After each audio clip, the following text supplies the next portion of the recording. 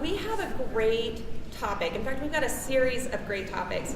The Naked Truth actually started from a discussion with a friend of mine, Jefferson, who runs Dealer Refresh. And if any of you guys know, that's like a forum of discussions for anybody in automotive. And we started talking about how there's a lot of different ambiguous discussions going on in digital, and especially as the market's picking up and we're going into 2017, there's a lot of questions on how to navigate social, websites, paid search.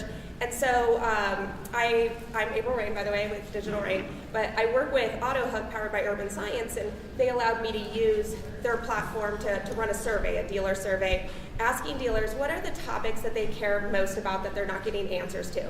And then especially leading up into this very wonderful conference season, I thought this was a good time for people to really start thinking about the topics that matter most to them. And with most surveys, you never know if you're going to get like one person, which is like your grandma, that did it just because you asked her to. But no, we got a really good outturn of different dealers submitting questions and different things that they care about. It didn't hurt that we put a free trip to Vegas on a part of the survey, so we may have bribed people to submit information, but we were so impressed with the outturn of different questions that we got, and really good questions that we really could only narrow down to about 9, and even that it was really hard. So after we pulled the questions together, I looked through my kind of portfolio or network of people I know and wanted to pick some really intelligent people that are trending in the digital space, but also people that genuinely want to give good information. They don't want to sell you a product. They don't want to slate you to their opinion. They just really want to share their experience and share their knowledge with you. So with that, I'm going to introduce my panelist. Obviously, there's me as the moderator. Okay, so to my right is the very handsome and talented Alex Jefferson. Oh my gosh. When we were putting his picture up, my social girl was like, "Is that Michael Jordan?" I was like, "Yes, we got Michael Jordan. It's a ploy." And we know that the agenda says Alan Crutch, who is also a dear friend and dealer, but he had a family emergency and he wasn't able to make it. So I reached out to Alex knowing that he was going to be in Vegas, and he knew he'd be the perfect fit. But Alex is the e-commerce director for Proctor dealerships, right? And Alex and I go way back. We've had time to go to like Google's headquarters and learn from some of the best there. We've gone to Facebook's headquarters, and when they were just rolling out like automotive integration. So Alex has really been on the forefront of things that were happening in digital and started applying them to his dealerships in Florida. So first, please thank Alex for being here today.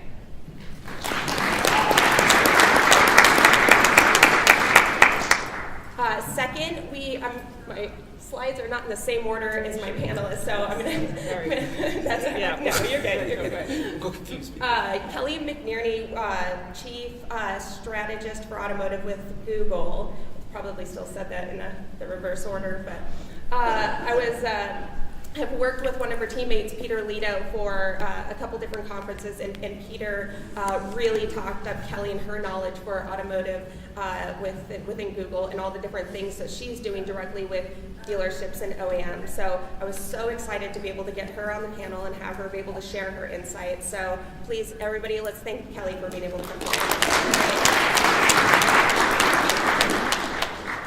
And then last but not least, we've got Scott Empringham with Flashpoint Communications. I had never met Scott before doing this panel. Somebody had said, you know who'd be a good fit? Scott. So I cyber-stalked him online, found his contact information and reached out and said, hey, I know you don't know me, but lots of people had said you would be a really good fit for a lot of these topics. And getting to know him and talking with him through this, and again, seeing what his company has done and what he has personally done, it's an impressive portfolio of working with dealers and OEMs, building literally billions of dollars worth of revenue within social. So please, everybody, thank Scott for being here today.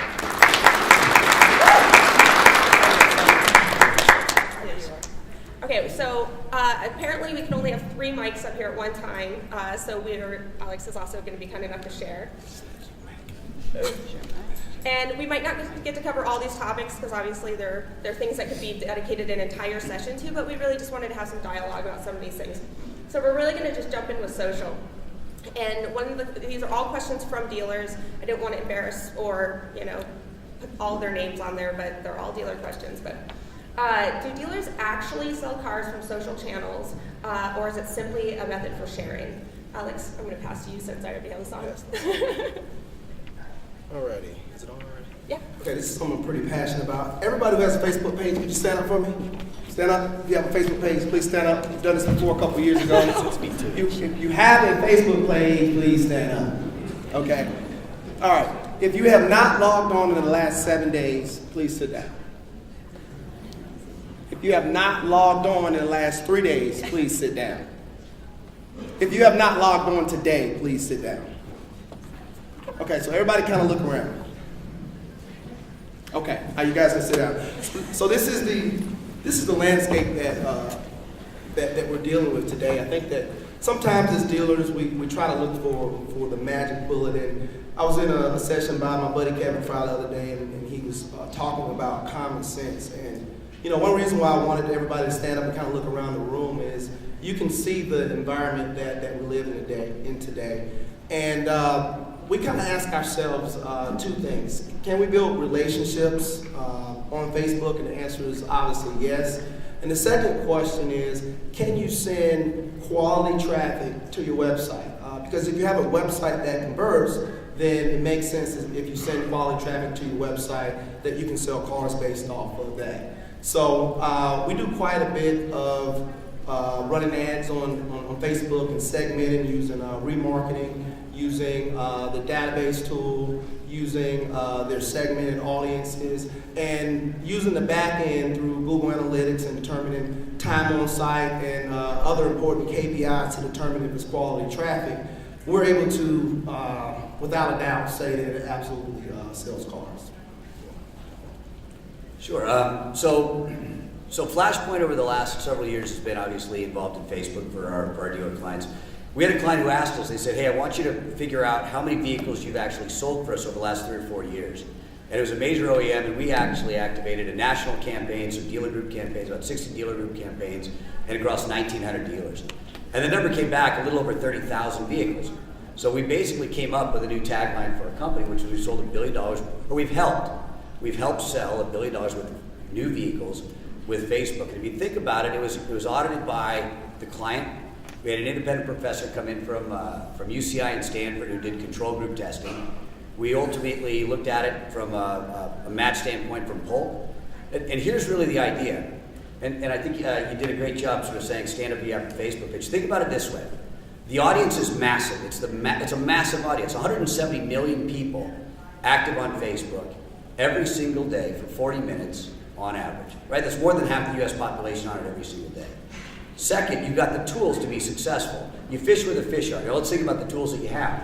Right? You've got the ability to mine the data and find people who are in market using bulk data. So you could segment folks on what type of vehicle they bought, how long ago they bought it, did they lease or did they buy, right? And then you could actually go in and create custom audiences, profiling your best customers, targeting your best customers one-to-one, creating lookalike campaigns based upon your best customers. And then you've got the native tools still within Facebook, absolutely free, to go in and create custom ads, right? Video lead gen ads, web click ads, all kinds of different ads, and it's absolutely free. So you've got the audience, you've got the tools, and it's absolutely free. The only thing you need to supply as a dealer are what? Strategy and creative. Those are the only two things, and that comes from you guys. And you guys can work with your vendors. Any vendor can help you with that. And any vendor worth its salt should be able to come to you and say, here's some case studies that we've done with other car companies. Here's the data we have to support what we're doing.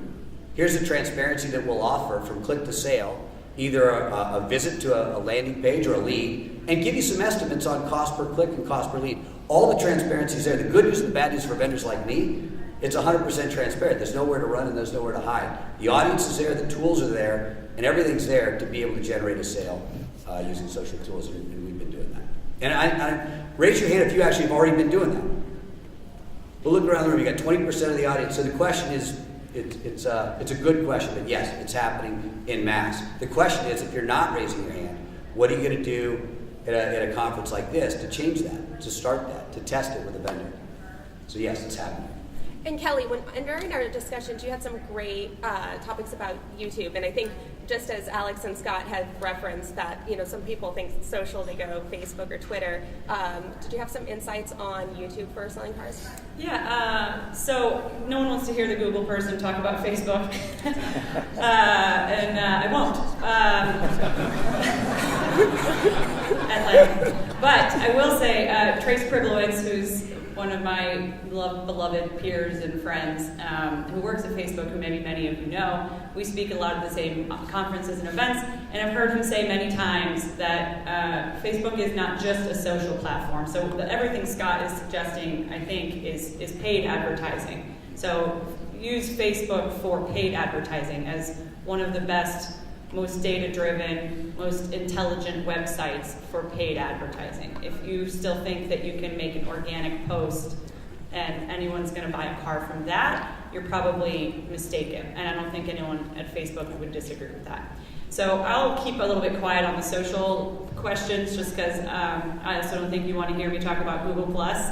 But if you consider YouTube a social platform, which I suppose because there's commenting functionality and there's shareability and all of that, then yes, also YouTube, a humongous lead generator for dealerships, and again, through advertising, a really great venue for selling cars. But I think for the most part, when you ask about social, you don't really think of YouTube in that regard. You think of YouTube comparable to like television or a huge video platform that has some social functionality.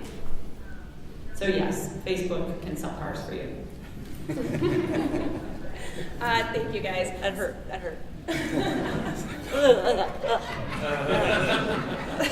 When I was putting the slides together with the intros, I had everybody's Twitter address, and I didn't know what to do for Kelly, so I just did @Google. Thanks.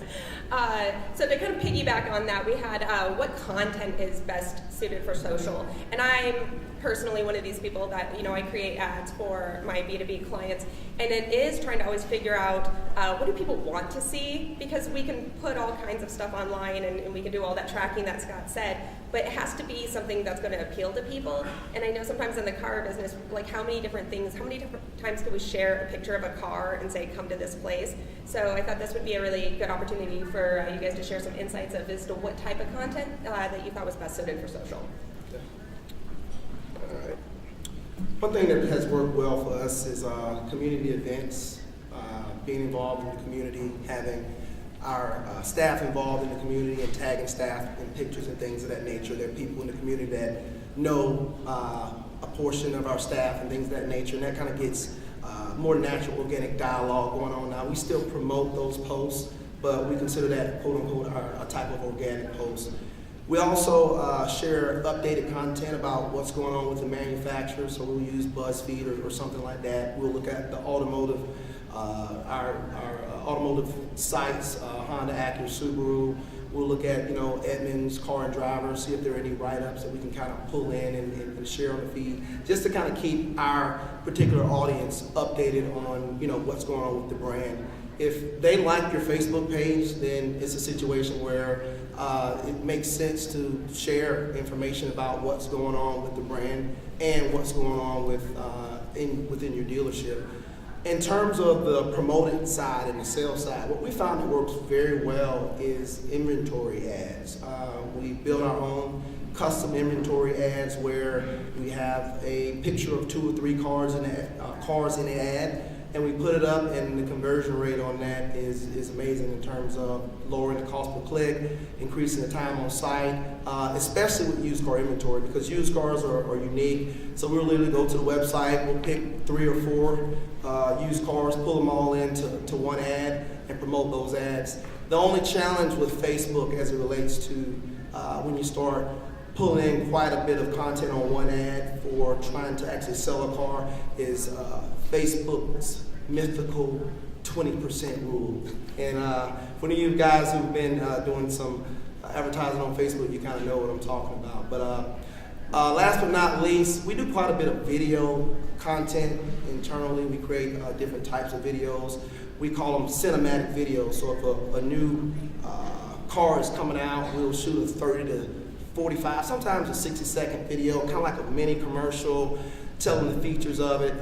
And these particular videos don't have any voice or anything in it. It just has text overlays, like some of the ads you see on Facebook with CNBC and Business Insider that they kind of type on top of the ad. So we kind of mimic the strategy, and the engagement on those is amazing, as long as you have some really nice shots of the vehicle.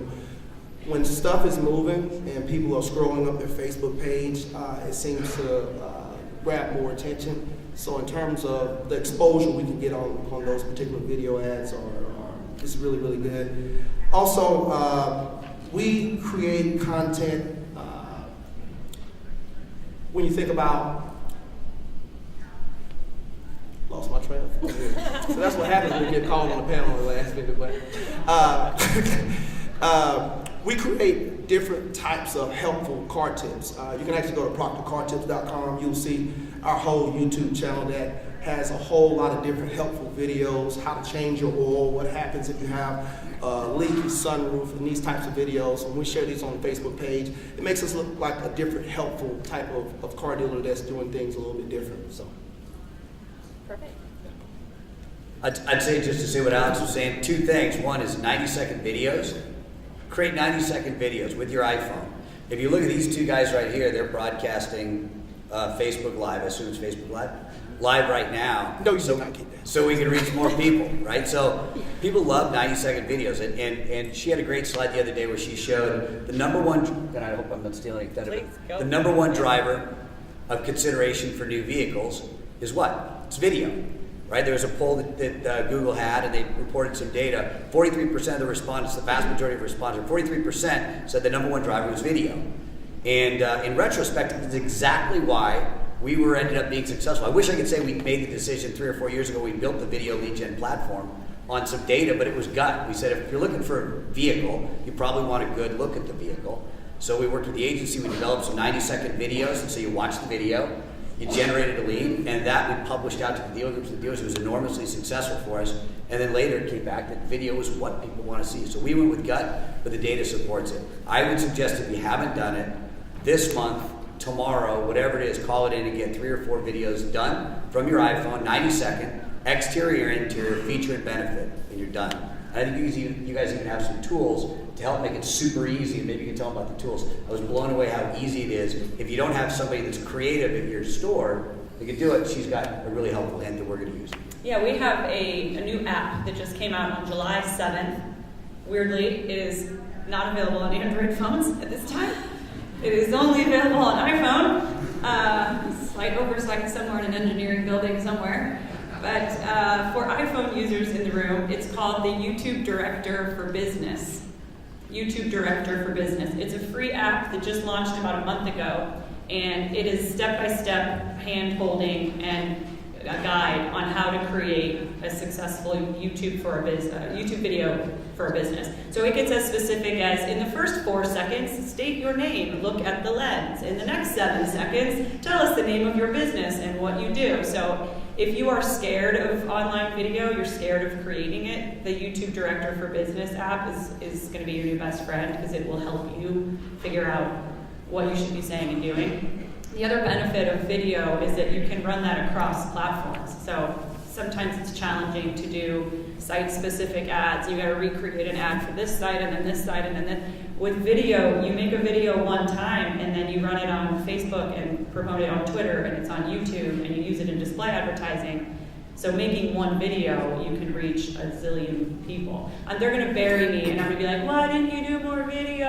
Like, that's all I care about, really, is online video and how effective it is for dealerships. I had a friend come tell me yesterday that whenever they have inventory that they cannot get off the lot, they make a video walk around of that vehicle, and it's gone within days. So they had like a 2014 off-brand, they were at one OEM's dealership, and they had an off-brand 2014 model that was sitting there for months. And they made a 60-second walk-around video, gone by the end of the day. They posted that video. So I just keep hearing stories like this. Video is helping people really sell cars. Perfect. Thank you, guys. Also, a lot of these tips and recommendations are going to be on the landing page that we'll have the URL for at the end. So, if you feel like you're missing something or some of these recommendations. Also, I want to share that, Alex talks about a lot of very progressive things that he's doing, and he is not a person, or his group does not have this massive media center. He's not one of, he doesn't have a huge agency that's creating all this. He does, with his team, a lot of this internally. So whether you're a single point store or a group, he's not really talking about things that are not achievable by anybody. So, and if you have an Android, I'm still a big fan of Camtasia for video editing. It's like $99, and my daughter can use it to my 8-year-old daughter can use it to edit videos. So a lot of tools out there. Okay, so now we're going to kind of switch gears and go into paid search. So the question was we had so many questions about paid search, so you can tell that it's still a topic that people still can't wrap their head around. But the question was, what qualifications do you look for in a company when you're considering somebody for your paid search? And then kind of the secondary question is how involved should a dealer be when monitoring their campaign or providing feedback to their provider? So I'm going to actually skip over to Scott. I know that because social and paid search, they go hand in hand. But what type of qualifications do you think that somebody should look for in a paid search company? Well, it's like hiring anybody or hiring any vendor, right? With Google, certified vendors, right? You want a certified partner for Google is a good place to start. Beyond that, it's look at their clients, look at their case studies, call a handful of references. There's a bunch of different vendors here and partners for you in terms of search, but the place to start is, are they certified? Can they show you case studies? Can they offer you some names and some phone numbers of people to call? And equally, if not more importantly, can they be transparent with you and give you an audit of what the expectations might be like for a given budget? So we do that on the social side, but we work with search partners that'll do the same thing. It'll be completely transparent with you and tell you, here's what your cost per click is going to be, or the expectation for a cost per click, cost per lead, cost per sale. And you want transparency. I would if it was my dealership. That's what you have to have. And the good news is that data is available, right? It's absolutely available to you. So your search vendor, you can get that from your search vendor. If you're not, either get it from them or find a new one. Yeah, I agree with all that. And the biggest complaint I hear from friends in the dealership space is I was wined and dined, figuratively, or maybe literally, who knows? Lord knows that happens. All right, I was courted aggressively by this agency, and they promised me the sun and the moon and the stars, and then I signed on, and now no one calls me back. I can't get a return phone call. I can't make changes to my campaign. That's the biggest concern I hear from dealerships. So I would say all of that is important in choosing a partner, and then you want to make sure it's a partner who is going to give you dedicated service. So when you have questions, when you attend a conference and I spew some valuable wisdom at you, and then you want to go implement that, do you have someone you can call at the dealer agency who will implement that for you, and not in 2 months, but today? So that is one thing that I think is a pain point for dealerships, because you can't call me. Like we're not set up in Google right now where we can individually respond to individual dealerships. We're trying, we're getting there, we're hiring more people, but unfortunately for now, you have to kind of go through other channels to get to Google. And if that other channel is a dealer agency that's not returning your phone calls, then we got a problem. Kelly, what does it mean to be a certified provider? What does that mean from Google standards? Yeah, it means that this company has gone through training and they've been evaluated by Google as someone who is able to execute using all of our tools and AdWords and such. So they've gone through a training and testing program to become Google approved. I think a big thing for us is talking to the company about the infrastructure. I think when we come to an event like this and you walk up to a booth, you're talking to the VP and the top sales guys in the company, or sales ladies in the company. And what we've learned over the years, we've dealt with a lot of different search companies, and I'll tell you, it's not always, you don't always get what we get preached here out at these events. And so I think it's important to talk to them again about the infrastructure and see how they're actually going to carry out what they're telling you that they're going to do.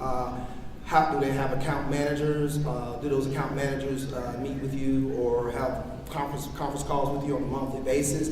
find out about their account managers or account representatives that will be meeting with you and holding those calls. Have they been around for 1 year, 3 years, 5 years? Because if you're talking to a VP who's been doing this for 18 years, who's telling you all this technology that they're going to implement, but then the person that's actually running your campaign or managing your account has been there for 6 months or a year, there are a lot of us in this room who are going to know more than the actual account managers, and I run into several situations like that. So that's the main thing I have to say about that. Figure out what the infrastructure is and how they're going to carry out what they're telling you they're going to carry out.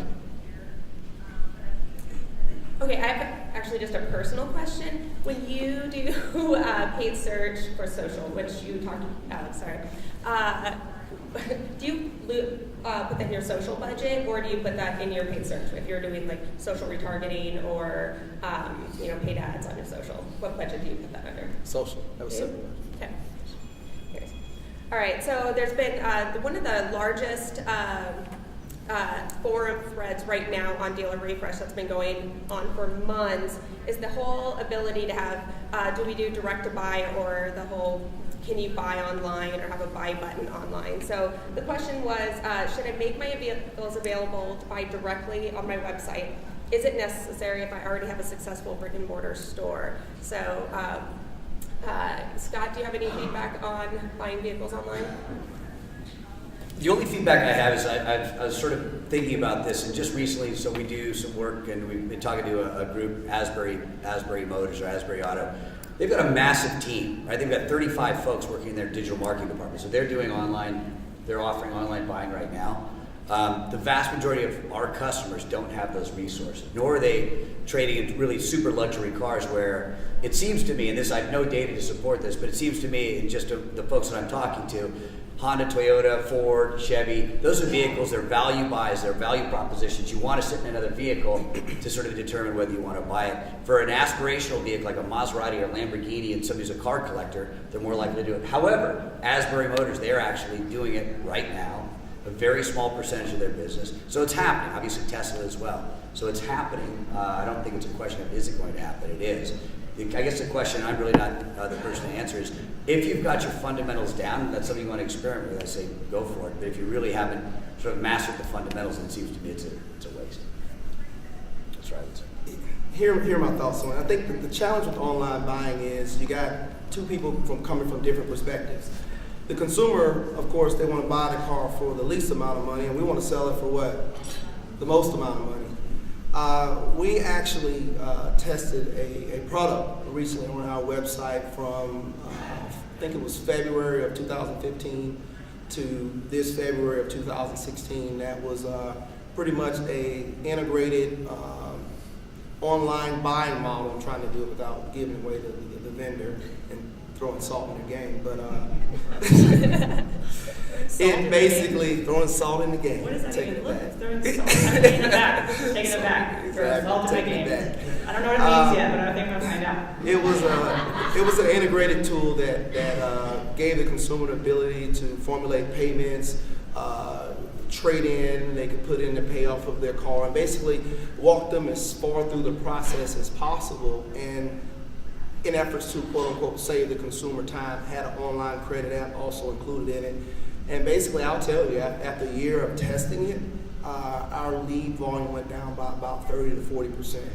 What we found is people are lazy and they have ADD. They don't want to spend, what we've experienced is they don't want to spend 20 minutes going through this integrated form that has all of this stuff. Also, a lot of people who are shopping on your sites online, they're not very tech savvy. I don't know if you guys have experienced it, but I think keeping forms as simple as possible, we found that to be very, very effective for us personally. So having a separate get your price button, because obviously they want to know how much for your car, having a separate trade-in tool, how much for my car, and then having a separate credit app, that's worked the best for us. Where online buying is going, I don't necessarily know, but I do know that it did personally have an adverse effect on us when we did integrate a tool like that. Perfect, thank you. I mean, I think the key thing everybody's saying is it's just about making it convenient. However you make that end model, people want fast and easy. If you can manage one platform, great. If not, then do your best to make it easy on the customer. Okay, so this is a very difficult question, so I'm interested to see how you guys handle it. So I universally get the question, and then I saw it listed a couple different times here. But how do I determine my budget in regards to social advertising and paid search? Like, how do you break it up, either whether it's percent or how does somebody even know where those lie? Kelly, did you have any feedback on it? 100% should go to page search. Next question. That's it. I think where your traffic is coming from and where the leads are coming from should be a big indicator of where the budget goes. So where people are spending their time, which doesn't help much because that's both of these, but where's your website traffic coming from? Where are you getting the conversions from? Where are leads coming from? And whatever is most successful in that should probably be where you invest. And wouldn't it just shock everyone if that was all coming from primarily Google? Then again, that is not to say, look, should I hide this sales pitch free sign that I'm sitting in front of right now? That is not to say that you can't test, you can't do things on social advertising just because the majority of your website traffic is coming from Google, meaning the majority of your website traffic is coming from Google because that's where you're investing. It's not the reason, but let's pretend that it is. So I'm going to stop talking on this note.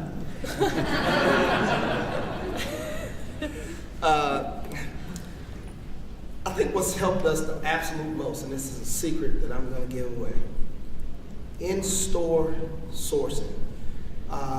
We use a tool called Survey Gizmo, and I'm going to tell you, it's really, really challenging to integrate within the culture of the store, but if you do, I think it can be very helpful. Basically, at the time of purchase, at the time of delivery, we have an iPad that salesperson goes out, and basically it's about a 90-second survey at the end of the sale that the consumer goes through, and they basically give us their perception of kind of what led them to us. I think a big challenge in car dealerships is sourcing. You have a salesperson that walks out there and like, well, how'd you hear about us? I don't know. I think I saw a TV ad. I don't know. Some website. And I think it's really hard to, within your CRM tool, have salespeople go out there and ask one question and use that and kind of figure out this whole marketing allocation thing. We have about 13, 14 questions and ask them in a number of ways. We find out information about mobile. I can tell you at our Honda store, I think about 30 to 38% of people who bought a car within the last 30 days saw a Facebook ad. So you can kind of go in and look at your budget and kind of make sense of it. You say, okay, if I'm spending $1,000 on Facebook or $1,500 on Facebook or whatever the case may be, and 38% are seeing our Facebook ads, maybe we make a little adjustment here and see if that number moves.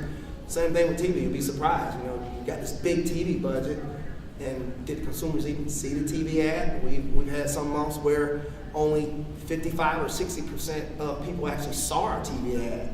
So I think the best way that we try to do it and move it over time is that in-store survey and basically using common sense, looking at what you're spending, and then looking at, once again, the consumer's perception on what they saw and what they felt brought them in.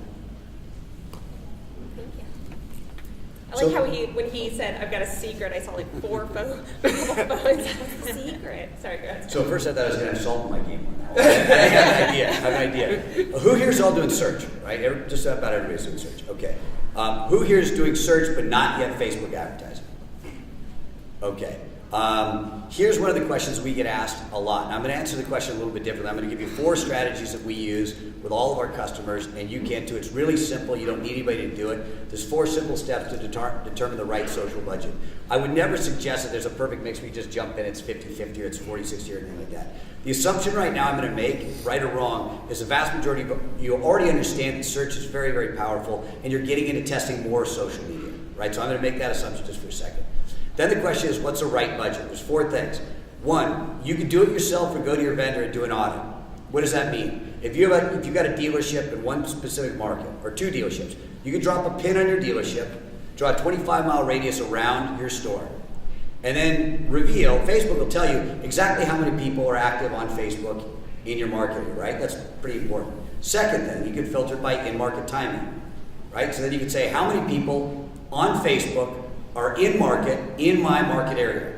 Third question, if you sell Fords or Chevys or Toyotas, whatever it is, you then filter the third thing. Who's in market for a Ford or a Toyota, whatever it is? Then pick 3 or 4 competitive brands and then say who's in market for those. So you've determined, number 1, who's active on Facebook. 2, who's in market on Facebook. Who's in market for your brands, and then who's in market for some of your competitors. Make sense? That's the first step. It doesn't cost you a dime. You can do it yourself or work with a vendor to do it. That's called an audit or a market analysis. We call it a market analysis. That's step 1. So you know how deep the pool is before you dive in. Step 2 is develop a game plan. So in our workshop, we talk about SMART goals. Everybody here knows what SMART goals are: specific, measurable, attainable, relevant, time-based.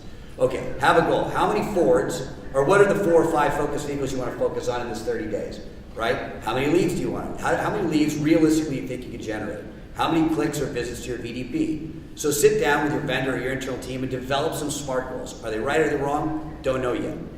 Third step, once you've got some basic goals, test. Start small, $100, $200, $500. Don't jump in and just allocate percentage. We've seen dealers do that or be mandated by an OEM to say, hey, your spend should be 40% here, 20% there. It's a horrible idea. You know your stores better. I would test a small piece, either internally or externally with a vendor, and then monitor. Are you over-indexing or under-indexing on something? Are you getting more leads than you expected or less leads? What was your cost per lead? Cost per visit to the website. Test a small budget before you expand. The fourth thing is real simple. You optimize. You optimize. You then say, okay, I've developed an audit. I know about how big my market is. Second thing is I've developed some specific goals, right or wrong. You validate those goals with a small test where you're not going to get hurt. And then fourth, you optimize. And I would play with 3 things, and 3 things, and literally this helps you. Number 1 is your target, your audience. You can refine your audience. Have you loaded your customer email list into Facebook? Is that an audience you're working on? Are you excluding an audience? But you fine-tune your audience. Then you work on your offer, the second piece. What offer is going to pull for that audience? And then third, creative. We talked about photographs. Alex made a great point about inventory ads. Inventory ads are really powerful. What's your creative look like? Are they images? Are they videos? Play with those 3 things, and you can optimize. And then you find the right budget. You cancel stuff that isn't working. You expand on stuff that is. Those 4 steps work for us, and they might work for you. Every time Scott talks, he makes really complicated things sound like they're super easy. That's it. Just do all those things. Not all of them. Super easy. He'll do it over lunch. And actually, Scott was nice enough to provide a guide that recaps most of the things he said, which, once again, we'll have on the resource page. Okay, so this question is I've seen a lot of content surrounding the rising cost of bids and clicks due to Google's SERP layout change. How will this affect dealers moving forward, and what should we do about it?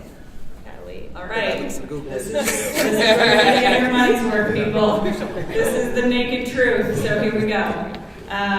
I found out about the change to the search results page on a blog post on searchengineland.com. So this was a little bit of a black eye for Google because your Google partners found out about this change as soon as you did, which is not how we typically like to operate. We like the people who are representing Google to hear about things first. So as you can imagine, when we were as surprised by this change as you all were, some heads rolled at Google. So we're not going to do that anymore. We're not going to surprise you with things like that anymore, and some processes have been put in place now to make sure that doesn't happen again. However, that's beside the point, because what happened? We used to have a heat map. We still do. We have heat map tracking that basically shows you where humans' eyeballs go on a website. Many websites have this, not revolutionary. And what used to be the trend for Google search results was what's called the golden triangle, which sounds, nope, skip that joke. Okay, keep it classy. You're wearing a dress. Okay. what it meant is that the eyes went to the top left corner, the top left triangle of the page. That was where people's eyes went when they searched, which is why it was so important to be number 1, number 2 on paid Google search results. Fast forward to 2015, and this heat map tracking was showing something very different. It was actually showing people's eyes moving in a linear fashion, which, when you think about it, is not very surprising because everything you do happens on mobile devices now, and a mobile device is very linear. We scroll up. Facebook, Instagram, everything you're doing on mobile, emails, it's all linear. So whether the behavior came first and then the product change, or the product change created the behavior is unknown. But the fact remains that people were looking at Google search results very differently. So those ads over on the right side, which we refer to as the right rail, or what you would call ads 4 through 11, were representing less than 2% of clicks, less than 2%. So by removing that rail, we were adapting more to mobile devices because there is no right rail on a mobile device, and more than half of searches now are coming from mobile devices. And we were doing away with less than 2% of clicks.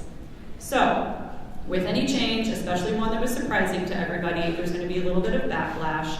The part that gets me about this one is that the CPCs have not gone up as a result of this change. They have not, I promise you. We've analyzed thousands, tens of thousands of campaigns, and CPCs have not risen as a result of this change. That doesn't mean CPCs haven't risen, but if your CPCs are rising, it's not because of this, it's because of something else. Because less than 2% of clicks were ever happening on those right rail ads anyway. So if your CPCs are going up, maybe your quality score is going down, maybe your website changes, maybe there's more competition in the auction, maybe it's seasonality, maybe your agency isn't optimizing. I'm not throwing agencies under the bus, it's probably the other things. So I just want to end, this is like naked truth time there. I exposed for you, like we were surprised and shocked, we didn't see this coming and we're really sorry about that. But in continuing that honesty, like I promise you, it's not increasing your CPCs. That's not the reason. If your CPCs are going up, it's because of something else. Because of increased competition for the top 4 slots. He said because of increased competition for the top 4 slots, which may be true. There may be more competition because you want to show 1 through 4, so maybe the auction is getting more crowded.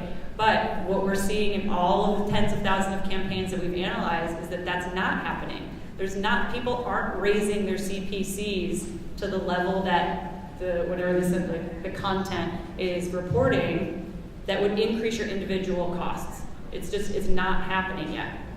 Maybe it will. Maybe at some point that top 4 position is so important on certain buckets of keywords that you start raising your bids, but we're not seeing that happen yet.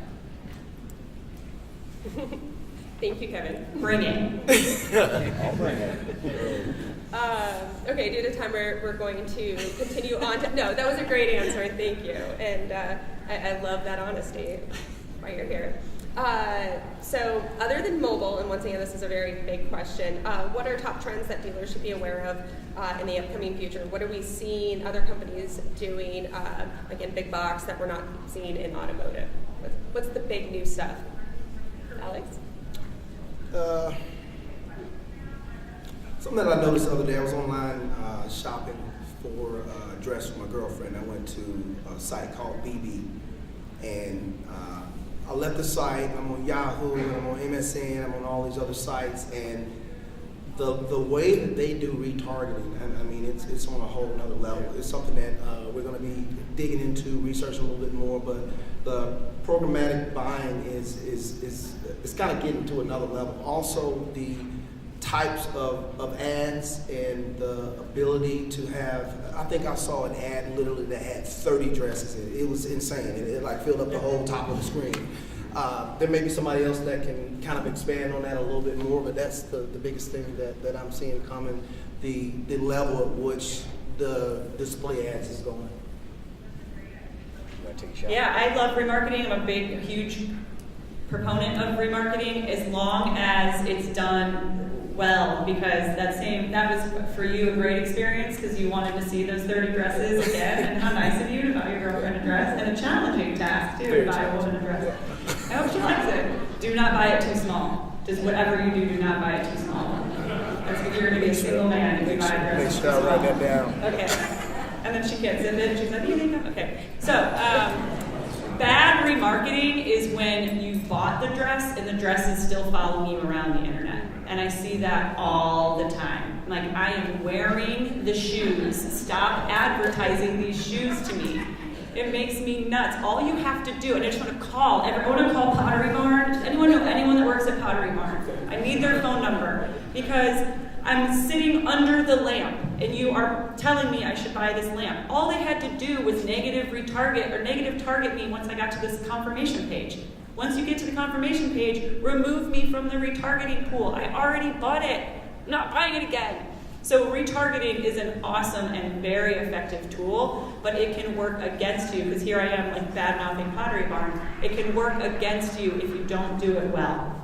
So before you jump into retargeting pools, ask some experts, like how long should you retarget? If most people are in market for 90 days or less, do not keep retargeting them for 120 days. They've already probably purchased a vehicle.